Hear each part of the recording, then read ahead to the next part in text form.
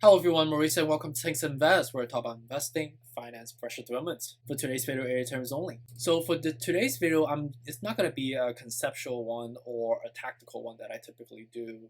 I'm just going to be telling you guys about my story, about how I got to where I am today, and how I become the person that I am today, right? So with respect to my personal life, I was born and raised in Hong Kong, so I came here at a relatively late age, right? And I came here for college specifically. But with respect to like immigrating, from Hong Kong to the U.S., specifically in New York, um, I was, my family moved here not because of like a glorious immigration. We were looking for the American dream, if you may. We moved here because my dad's business actually fell apart, and we were in some financial struggle early on, and we were in debt up to our eyeballs. That I remember one time when I was coming home, and we used to live in these apartment complexes in Hong Kong, like these high risers, right? Not the fancy one. I'm just talking about like typically in Hong Kong, there's a lot of high risers. I remember one day I was like coming home, and I was in high school at the time. Almost graduating high school, almost going to college. That when I was arriving, I think it was like 7 p.m. at night. And I came to the front door, and I saw that on the front gates it was like red paint all over, right? And I was like wondering what's going on, right? Why is there vandalism going on in this neighborhood? I thought we lived in a relatively, safe neighborhood, without a lot of disturbance or crime, if you may. And my mom, she didn't really say much at the time. She's like, oh, I think like stupid kids like vandalizing. And then as I learned more over time, I realized that what happened at that door was a vandalism done by a loan shark. So like basically a week passed by. It was like a Saturday or Sunday, and I typically help out with my dad's store in Hong Kong. He used to own an antique jewelry shop in the Sheraton Hotel of Hong Kong, like in the Kowloon area. And I remember like during that Saturday, my dad was like, "Hey, Maurice, like, could you come by to the store to help me unload some stuff?" And he basically had this trolley, and he started unloading his merchandise off of the racks that he had, and we basically rolled the merchandise to a flea market, right? And I saw that he was selling his merchandise for like 75% off. Basically, his whole inventory for 75% off. I didn't really question at the time, but and he was just like being positive and being like optimistic at the time. Like he didn't really say anything about like financial struggle, and my mind frankly didn't really connect the dots either at the time. I don't know why, but if you think back, like that's I realized that we were in it was pretty obvious that we were in some financial struggle, right? So we sold the store, right? Basically the entire store, and the next thing you know, my dad basically broke the news on like a Tuesday with my mom. He was like, "Hey, Maurice, you know, we are planning on moving to the U.S. to New York to be with your uncle. It might make sense for you to start like cleaning your room. Maybe give some of your toys away to your friends. I used to be a huge Digimon fan back in Hong Kong. I used to have like a collections of DVDs. I used to have collections of like memorabilia, like Digimon cards. That was my thing. And I was giving them away. Also, like saying farewell to my friends in Hong Kong, which I still miss dearly. Right, I still stay in touch with them. We have such a long friendship for over 3 decades now. And with respect to after moving here, I remember it was a February. It was also my first time flying on an airplane. I've never been on an airplane before, let alone flying from Hong Kong all the way to New York. That's like about what 21-hour flight. If you talk about you taking a transfer from the Narita airport from Tokyo, and then subsequently transferred to New York. I remember when I arrived at JFK Airport, it was a snowy day. It was really cold. And I remember we packed like 10 bags, just like with a family of four, right? Which is my sister, and then we went to our uncle's house, and our uncle was so nice to take us in and accommodate us with one bedroom. with a bunk bed. So my mom and my sister used to sleep on the top bunk bed, and my dad and I used to sleep on the bottom bunk bed because of the fact that my dad and I are so much more heavier in comparisons to my sister. So it just makes more sense that way, right? And then I remember like those nights, my parents and were receiving phone calls, from international phone calls from our relatives based in Hong Kong, basically screaming at them like, "Hey, what's going on?" Because like my relatives were the collateral debt owner for my dad's loan, if you may, right, that he couldn't repay. So definitely burned some bridges there. So that was definitely very unfortunate. And as I saw the struggle in my dad's eyes and my mom's eyes, I was I realized I need to step up. And then next thing you know, I decided to enroll myself into college. So I went to like a relatively public school, community college, in New York, and going to a no-name school, try to break into Wall Street, which is where I subsequently ended up. At that time I had no idea, had no clue. So I was in a school that's known for accounting and finance, but little did I know, the one path that I thought makes sense for me was to become a doctor somehow, right? So I decided to actually take pre-med classes for the next 3 years in college. But not until on my third year, until I was a junior, I decided to switch gears, right? Because in a finance school, you have to take some prerequisites, right? You have to take those classes that you just have to get through it as a credit. So I decided to take like accounting class, accounting 101, if you may, right? And I start to meet different people within the ecosystem in finance. And I decided to switch major at the third year. But now I'm hitting this like obstacle. Like, okay, how the hell do I break into Wall Street if I go to like a no-name school and my major is like pre-med, right? So obviously, I switched my major to be a finance major now, and also was lucky that I have a degree in physics, which I was like pursuing because that's one of the prerequisites that you want to be taken as part of the science curriculum to get a major into pre-med, right? Or the ideal candidate to be a pre-med, right?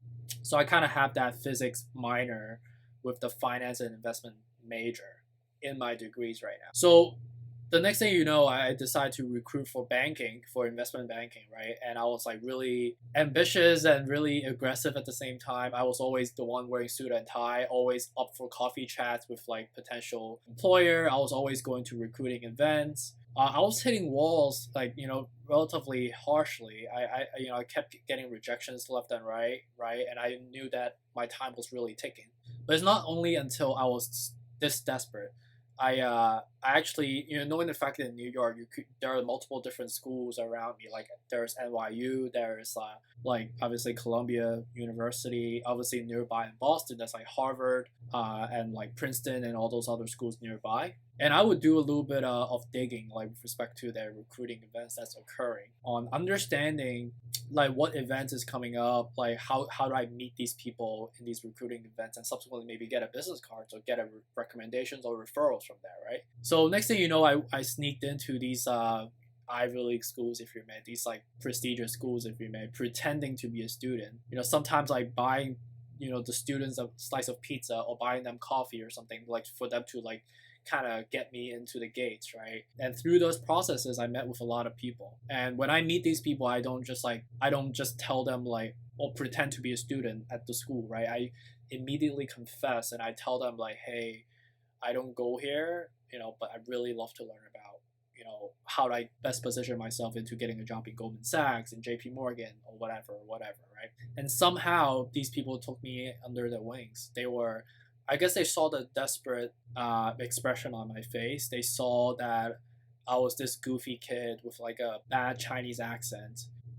Despite having good grades, which is something I'm proud of, these people want to take a chance on me. And the next thing you know, I proved myself by diligently, following up, with coffee chats, and like the next thing you know, I recruited, and I was actually got selected to be interviewed for multiple different banks, right? And next thing you know, my career started from there, right? So after school, I worked in investment banking for about 2 years, right? Which was a relatively interesting time of my year because I worked with a lot of smart people, but at the same time, I always had this imposter syndrome that I always try to prove myself because I always felt like I was missing something.